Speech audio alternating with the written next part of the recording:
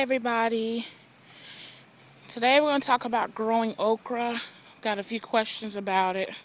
Okra's pretty easy to grow. When you first plant it, I suggest only fertilizing it once at the initial stage and then stopping, because if you fertilize okra too much, you'll get a lot of leaves and no pod. So I recommend just fertilizing it once. The actual plant can get very tall. It can reach up to 6 feet tall. As you can see, this plant is continuing to grow. Okra is a member of the hibiscus family. If you've seen some pictures on my Facebook page of the flowers, they put out very pretty yellow flower. And behind the flower comes the pods. Here's the okra. Here's this flower just fell off yesterday, as you can see. Okra is very high yielding.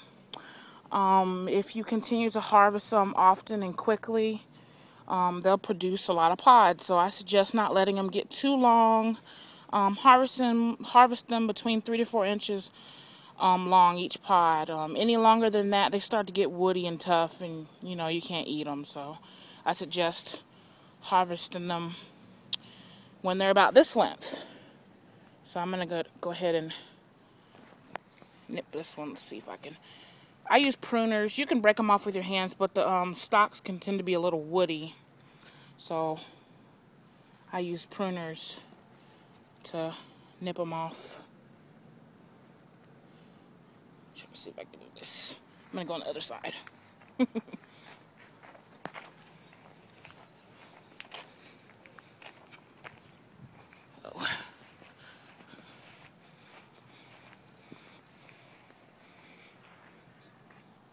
Okra does attract aphids. I had problems with aphids, so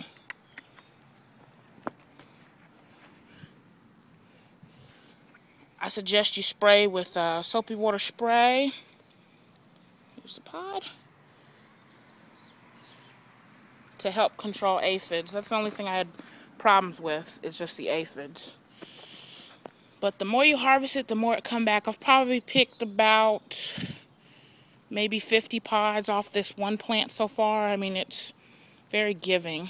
So harvest okra often for a continuous crop.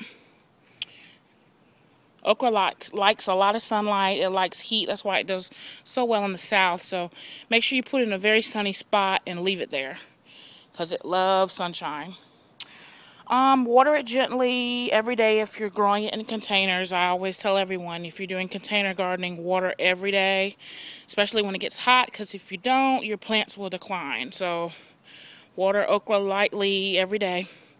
Fertilize once at the initial planting, and don't fertilize anymore. That's all it needs.